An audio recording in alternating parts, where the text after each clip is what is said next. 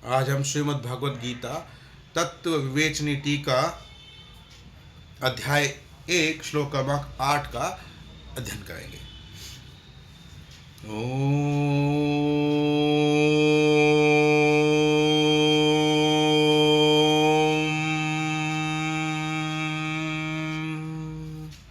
श्री सद्गुरुभ्यो नमः। ओम श्री परमात्मने नमः। भवान् भीष्मश्च कर्णश्च कृपश्च समितिञ्जयः अश्वत्थामा विकर्णश्च सौमदत्तिस्तथैव च। आप द्रोणाचार्य और पितामह भीष्म तथा कर्ण और संग्राम विजयी कृपाचार्य तथा वैसे ही अश्वत्थामा विकर्ण और सोमदत्त का पुत्र भूरिश्रवा। द्रोणाचार्य कौन थे और दुर्योधन ने समस्त वीरों में सबसे पहले उन्हें आप कहकर उनका नाम किस हेतु से लिया? द्रोणाचार्य महर्षि भारद्वाज के पुत्र थे। उन्होंने महर्षि अग्निवेश्य से और श्री परशुराम जी से रहस्य समेत समस्त अस्त्र शस्त्र प्राप्त किए थे। ये वेद वेदांग के नियता महान तपस्वी धनुर्वेद तथा शस्त्र शास्त्र विद्या के अत्यंत मज्ञ और अनुभवी एवं युद्ध कला में नितांत निपुण और परम साहसी अतिरथी वीर थे। ब्रह्मास्त्र आग्नेयास्त्र आदि विचित्र अस्त्रों का प्रयोग करना इन्हें भली भांति ज्ञात था। युद्ध क्षेत्र में जिस समय ये अपनी पूरी शक्ति से भिड़ जाते थे उस समय इन्हें कोई भी जीत नहीं सकता था। इनका विवाह महर्षि शरद्वान की कन्या कृपि से हुआ था। इन्हीं से अश्वत्थामा उत्पन्न हुए थे। राजा द्रुपद के ये बाल सखा थे। एक समय इन्होंने द्रुपद के पास जाकर उन्हें प्रिय मित्र कहा। तब ऐश्वर्य मद से चूर द्रुपद ने इनका अपमान करते हुए कहा, मेरे जैसे ऐश्वर्य संपन्न राजा के साथ तुम जैसे सरीखे निर्धन दरिद्र मनुष्य की मित्रता किसी तरह भी नहीं हो सकती। द्रुपद के इस तिरस्कार से इन्हें बड़ी मर्म वेदना हुई और ये हस्तिनापुर में आकर अपने साले कृपाचार्य के पास रहने लगे। वहाँ पितामह भीष्म से इनका परिचय हुआ और इन्हें कौरव पांडवों की शिक्षा के लिए नियुक्त किया गया। शिक्षा समाप्त होने पर गुरु दक्षिणा के रूप में इन्होंने राजा द्रुपद को पकड़ कर लाने के लिए शिष्यों से कहा। महात्मा अर्जुन ही गुरु की इस आज्ञा का पालन कर सके और द्रुपद को रण क्षेत्र में हराकर सचिव सहित पकड़ लाए। द्रोण ने द्रुपद को बिना मारे छोड़ दिया, परंतु भागीरथी से उत्तर भाग का उनका राज्य ले लिया।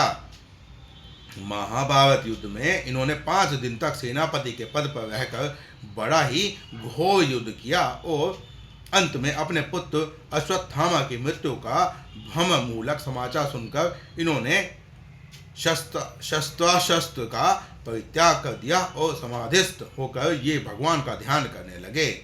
इनके प्राण त्याग करने पर इनके ज्योतिर्मय स्वरूप का ऐसा तेज फैला कि सारा आकाश मंडल तेज राशि से परिपूर्ण हो गया।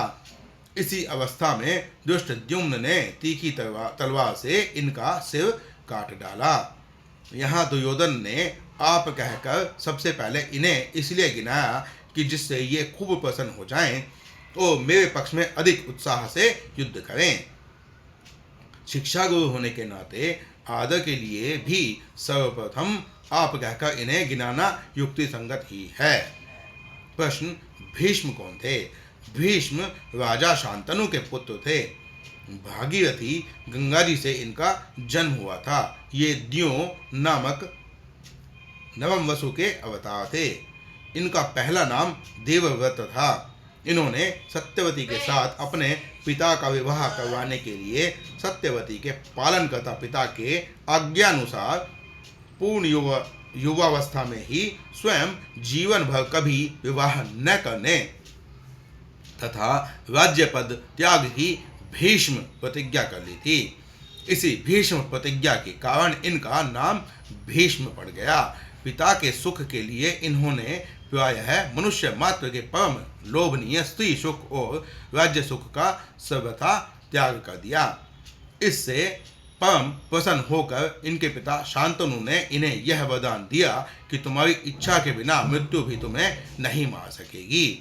ये बालक ब्रह्मचारी अत्यंत तेजस्वी, शस्त्र शास्त्र दोनों के पूर्ण पारदर्शी और अनुभवी महान ज्ञानी, महान वीर तथा दृढ़ निश्चयी महापुरुष थे।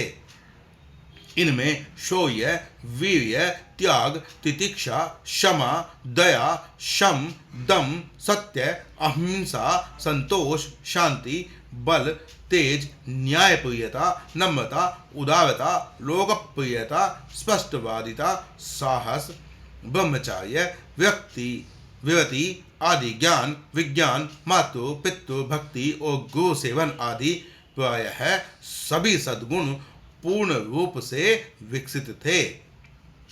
भगवान की भक्ति से तो इनका जीवन ओतप्रोत था। ये भगवान श्री कृष्ण के स्वरूप और तत्व को भली भांति जानने वाले और उनके एक निष्ठ, पूर्ण श्रद्धा संपन्न और परम प्रेमी भक्त थे। महाभारत युद्ध में इनकी समानता करने वाला दूसरा कोई भी वीर नहीं था। इन्होंने दुर्योधन के सामने प्रतिज्ञा की थी कि मैं पांचों पांडवों को तो कभी नहीं मारूंगा, परंतु प्रतिदिन 10,000 योद्धाओं को मारता रहूंगा। इन्होंने कौरव पक्ष में प्रधान सेनापति के पद पर रहकर 10 दिनों तक घोर युद्ध किया। तदंतर शरशैया पर पड़े पड़े सबको महान ज्ञान का उपदेश देकर उत्तरायण आ जाने के बाद स्वेच्छा से देह त्याग किया। प्रश्न, कर्ण कौन थे?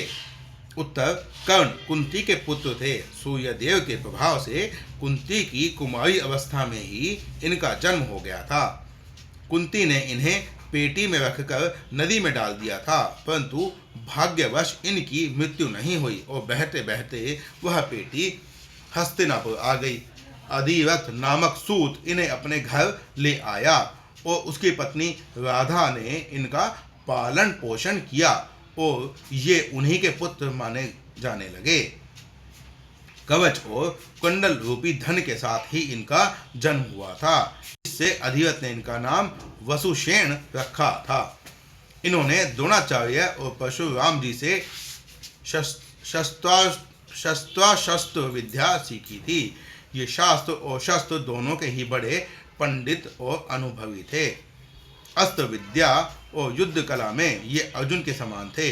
दुर्योधन ने इन्हें अंग प्रदेश का राजा बना दिया था। दुर्योधन के साथ इनकी प्रगाढ़ मैत्री थी और ये तन मन से सदा उनके हित चिंतन में लगे रहते थे। यहाँ तक कि माता कुंती और भगवान श्री कृष्ण के समझाने पर भी इन्होंने दुर्योधन को छोड़कर पांडव पक्ष में आना स्वीकार नहीं किया। इनकी दानशीलता अद्वितीय थी। ये सदा सूर्य देव की उपासना किया करते थे। उस समय इनसे कोई कुछ भी मांगता ये सहर्ष दे देते थे। एक दिन देवराज इंद्र ने अर्जुन के हितार्थ ब्राह्मण का वेश धरकर इनके शरीर के साथ लगे हुए नैसर्गिक कवच कुंडलों को मांग लिया। इन्होंने बड़ी ही प्रसन्नता के साथ उसी क्षण कवच कुंडल उतार दिए। उसके बदले में इंद्र ने उन्हें एक वीरघातिनी अमोघ शक्ति प्रदान की थी। कर्ण ने युद्ध के समय उसी के द्वारा भीमसेन के वीर पुत्र घटोत्कच का वध किया था। द्रोणाचार्य के बाद महाभारत युद्ध में 2 दिनों तक प्रधान सेनापति रहकर ये अर्जुन के हाथ से मारे गए थे। प्रश्न, कृपाचार्य कौन थे? ये गौतम वंशीय महर्षि शरद्वान के पुत्र थे। ये धनुर्विद्या के बड़े पारदर्शी और अनुभवी हैं। इनकी बहन का नाम कृपी था। महाराज शांतनु ने कृपा करके इन्हें पाला था। इससे इनका नाम कृप और इनकी बहन का नाम कृपी हुआ।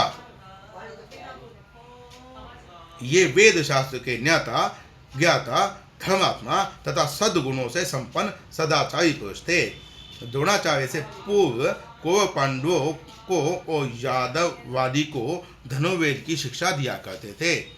समस्त कौरव वंश के नाश हो जाने पर भी ये जीवित रहे। इन्होंने परीक्षित को अस्त्र विद्या सिखलाई। ये बड़े ही वीर और विपक्षियों पर विजय प्राप्त करने में निपुण हैं, इसीलिए इनके नाम के साथ समितिंजयः विशेषण लगाया गया है। अश्वत्थामा कौन थे? अश्वत्थामा आचार्य द्रोण के पुत्र हैं। ये शस्त्र शास्त्र विद्या में अत्यंत निपुण, युद्ध कला में प्रवीण, बड़े ही शूरवीर महारथी हैं। इन्होंने भी अपने पिता द्रोणाचार्य से ही युद्ध विद्या सीखी थी। प्रश्न, विकर्ण कौन थे? धृतराष्ट्र के दुर्योधन आदि 100 पुत्रों में से ही एक का नाम विकर्ण था। ये बड़े धर्मात्मा, वीर और महारथी थे।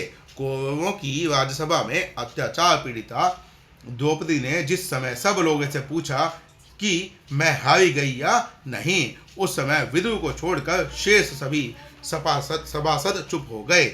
एक विकर्ण ही ऐसे थे जिन्होंने सभा में खड़े होकर बड़ी तीव्र भाषा में न्याय और धर्म के अनुकूल स्पष्ट कहा था कि द्रौपदी के प्रश्न का उत्तर न दिया जाना बड़ा अन्याय है। मैं तो समझता हूँ कि द्रौपदी हम लोगों के द्वारा जीती नहीं गई है। प्रश्न, सोमदत्ती कौन थे? सोमदत्त के पुत्र भूरिश्रवा को सोमदत्ती कहा करते थे। ये शांतनु के बड़े भाई बहालीक के पुत्र थे। ये बड़े ही धर्मात्मा, युद्ध कला में कुशल और शूरवीर महारथी थे।